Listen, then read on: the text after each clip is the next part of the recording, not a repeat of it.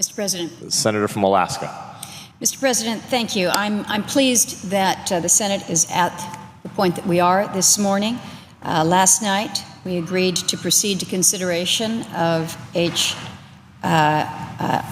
44, which will overturn the Bureau of Land Management's Planning 2.0 rule. The House has considered this already. They passed this resolution on a strong bipartisan basis. It was a 48-vote margin. They did this just before the February recess. And so it's now in front of the Senate. And as a sponsor of the Senate version, I've come to the floor now to explain to colleagues why this BLM Planning 2.0 rule is such a bad rule and to urge its nullification. So there's probably a lot of folks that are asking the question, BLM Planning 2.0, what is it? And it's not just folks that are listening, it's colleagues here. What exactly is Planning 2.0 and what exactly does Planning 2.0 do? Now, a lot of people are saying, I've never heard of this one. Where did it come from? So based on that, I think a little context is in order as we begin this debate. The Bureau of Land Management is a federal agency that manages 245 million acres of land in 12 western states, along with 700 million acres of federal and non-federal subsurface estate. Congress has directed the BLM to manage those lands according to the Federal Land Policy and Management Act. Too long to say, so we just refer to it as FLPMA. It serves as the agency's organic act, and it mandates a multiple-use mission for BLM lands. And I think it's important to always remember that. BLM is required to manage under the concept of multiple use. It lays out a planning process for its mission. It establishes a special status relationship between the federal government and the state and the local governments that are affected by the agency's resource management plans. So I think it's important as we are focusing on the BLM right now. BLM lands are not national parks or wildlife refuges. They are not wild and scenic rivers or wilderness. BLM lands are working lands. They're valuable, not because they might contain like Mount Denali up north or a Grand Canyon. They're valuable because these lands contain energy and minerals, and they can be used. Again, this multiple use concept, they can be used for grazing, they can be used for recreation, and many other purposes. But because they are valuable in this way, they are a leading source of good jobs for families and communities all across the West.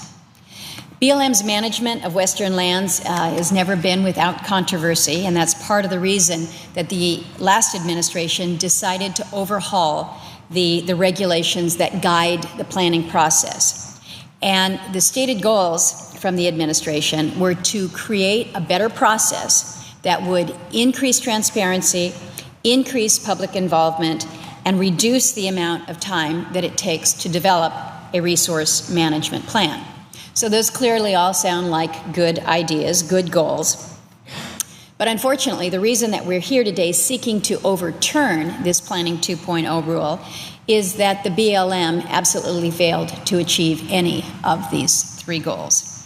Instead of greater transparency, BLM delivered a new process that ensures less transparency.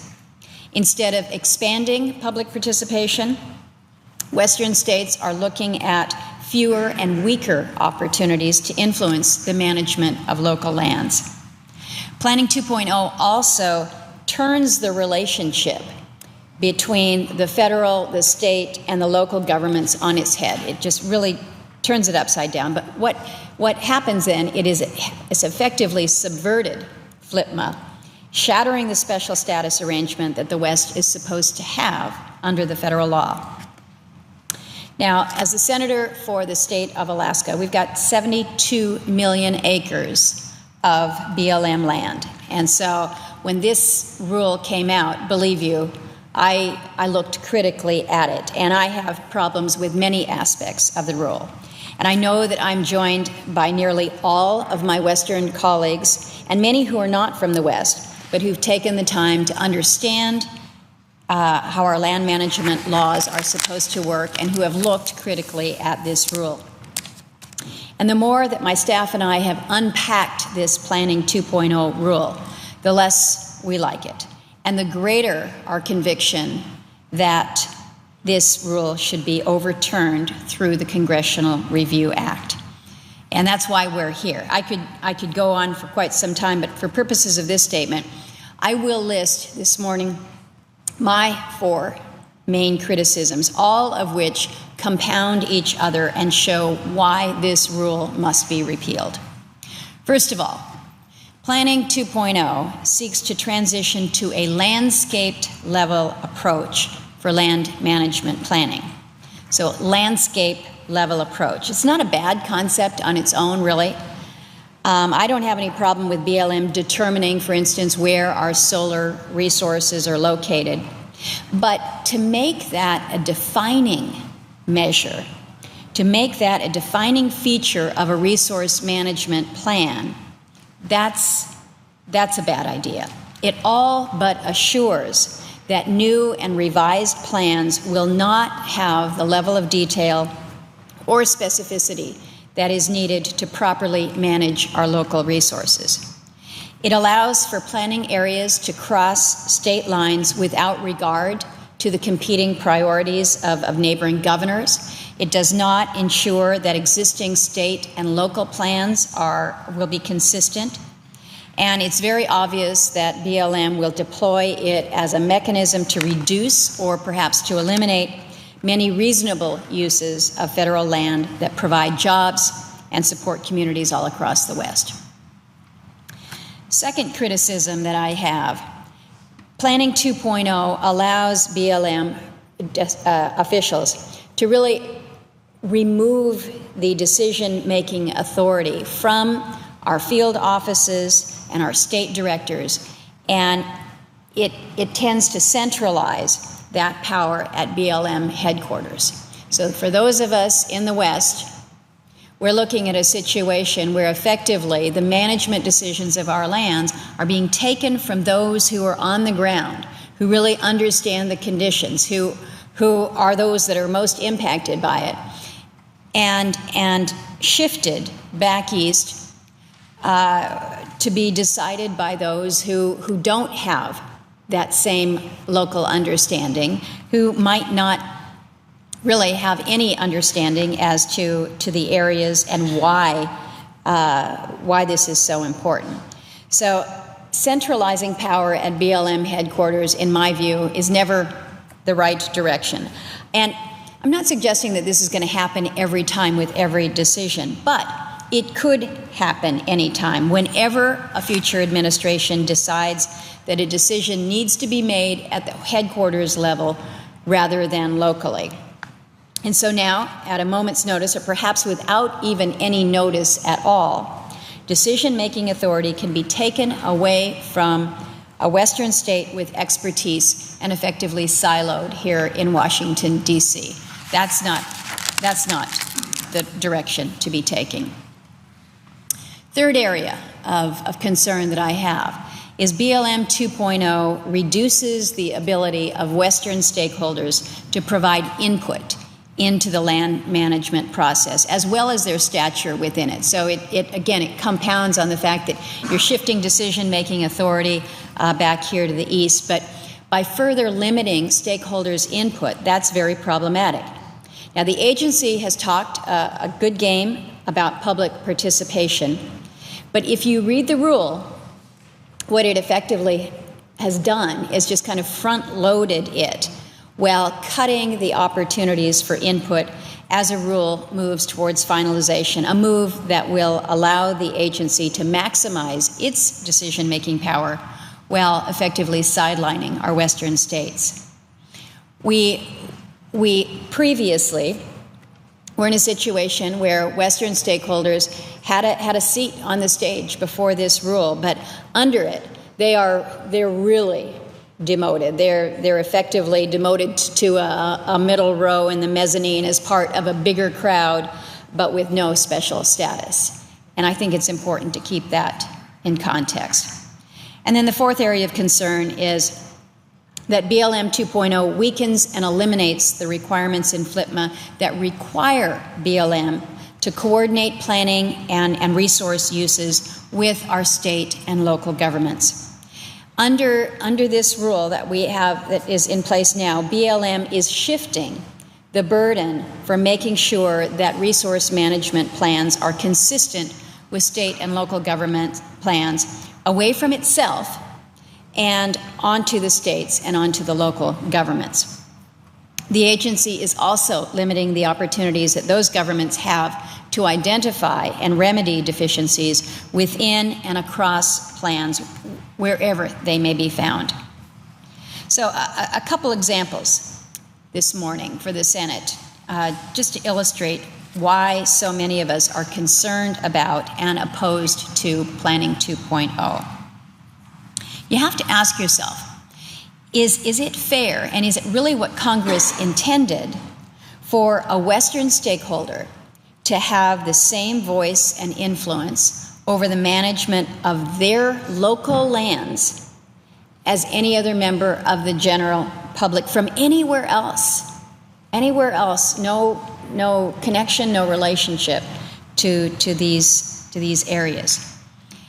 And more specific, should a placer miner, a small placer miner in Chicken, Alaska, or a cattle grazer in Nevada be relegated to the same status as a lawyer in, say, Vermont, who's never visited either Chicken, Alaska, or rural Nevada? My answer to this is pretty easy. It's a simple no. But that's what awaits us under Planning 2.0. So, a real-world example of what Planning 2.0 will mean on the ground. Last year, the BLM finalized a resource management plan for 6.5 million acres of eastern interior Alaska, and much of that plan was developed in accordance with the principles of the Planning 2.0 rule. And so what does it actually look like for us up there in Alaska in the eastern interior area?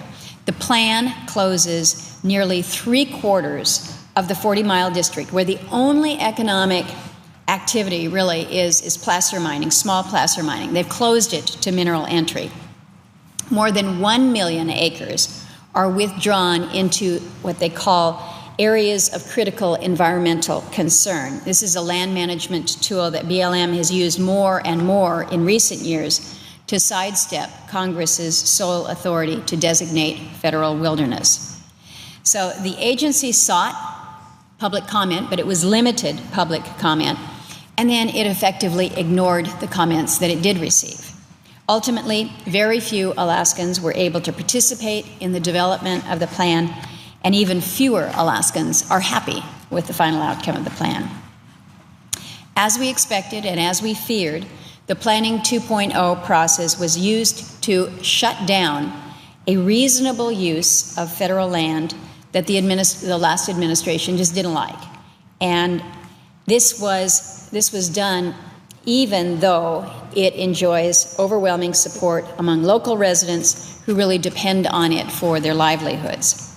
The Planning 2.0 process was also used to close off federal lands to the public in violation of the No More clauses within ANILCA, the Alaska National Interest Lands Conservation Act, even though there was no imminent threat or reason to do so.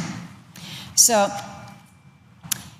as colleagues are considering how they will cast their vote on this resolution of disapproval, I'm sure, again, many had not really focused on this Planning 2.0 before. Most of them would never be able to find Chicken, Alaska on a map, and they're thinking, this is not going to impact me. I'm not from the West. But for those of us in the West, if you live in one of the 12 Western states, believe me, you're impacted. And I would suggest that what we're seeing starting in Alaska is something that simply won't stay up there. It will, if this rule is allowed to remain in place, you will see that move through all of our western states. BLM maintains and periodically revises dozens of resource management plans in 12 western states. So if Planning 2.0 stays on the books, I think what it will do is that it will harm our nation's energy producers. I think it will harm our mineral developers. I think it will harm those who rely on federal lands for grazing. It will cost us jobs. It will cost us economic opportunity. And it will hurt the communities and the people of our western states. And I would ask that you don't just take my word for this. 6 counties from 6 different states have challenged this rule as impairing the informational and coordination rights of local governments. They believe that it violates FLPMA and that BLM has failed to properly evaluate the impacts that it will have. And I think that they've got a very strong case. This is a fatally flawed rule. Our best option is to overturn it. Well, we have the ability to do so under the Congressional Review Act, and to hold BLM accountable to the underlying statute and its multiple use mission. And if we can agree to do that, today, we can then work with our new Secretary of the Interior, Secretary Zinke, to make genuine improvements to the BLM land management planning process. I know that Secretary Zinke cares about our public lands. He understands these issues, and I think he's dedicated to ensuring that we get this right. I'd like to close by thanking the roughly 80 stakeholder groups who are supporting our disapproval resolution. I also want to thank the 17 senators who are co-sponsoring the Senate version of it. I want to thank the new administration which has released a statement of policy in support of this. And I also want to acknowledge and thank Representative Cheney and Chairman Bishop over in the House, who led the resolution through the House with good bipartisan support a couple weeks back. So again, it's now the Senate's turn to act on this. It's our turn to recognize why this rule deserves to be overturned, and for the good of our western states, to send this disapproval resolution to the President's desk. So with that, Mr. President, I again would urge the Senate to support House Joint Resolution 44, and I would yield the floor.